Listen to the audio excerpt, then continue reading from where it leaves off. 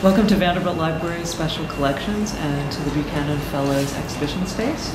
Today we're interviewing Kelly Perry about her experiences with book love because, as Laura Miller wrote, the first book we fall in love with shapes us just as much as the first person we fall in love with. So thanks for joining us, Kelly. What was the first book you fell in love with? So the first book I fell in love with was definitely Charlotte's Web by E.B. White. So I'm from Chiang Mai, Thailand, and up until 3rd or 4th grade, the only books that I've really had exposure to were Thai books. And Charlotte's Web was the first English book that I read.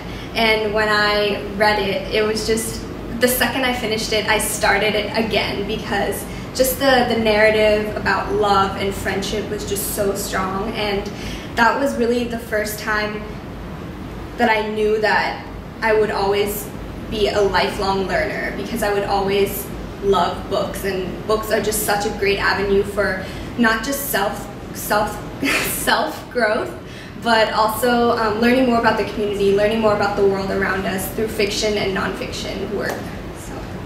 So it sounds like you have reread it. Have you reread Charlotte's Web recently? Not recently, but definitely throughout elementary school and a bit of high school. Just kept coming back to that book because I remember just how much hope is in such a short amount of space and not a lot of words were used to convey just the love and the sense of friendship that was evident. Is there a book that has grabbed your imagination recently that you like?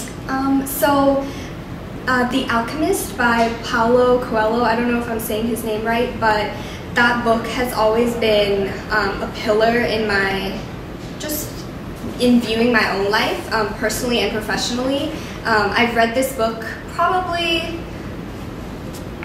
maybe 3 or 4 times, but I know that definitely during certain points in the semester when things get a little more overwhelming in terms of coursework and extracurricular work, I would always come back to The Alchemist and read a couple of pages from it because it just holds so much power in a sense of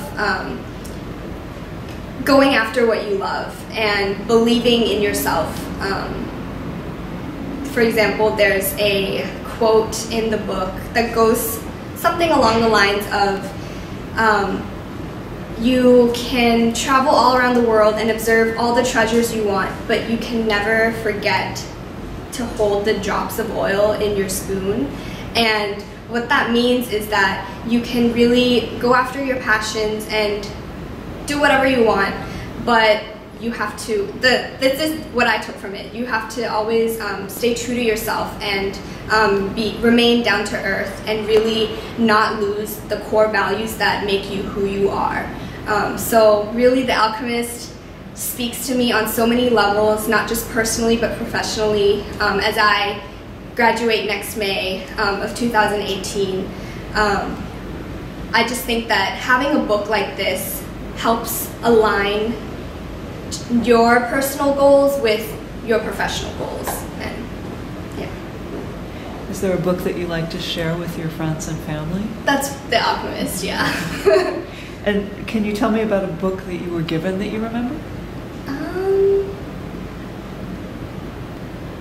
The Alchemist was given to me by my father.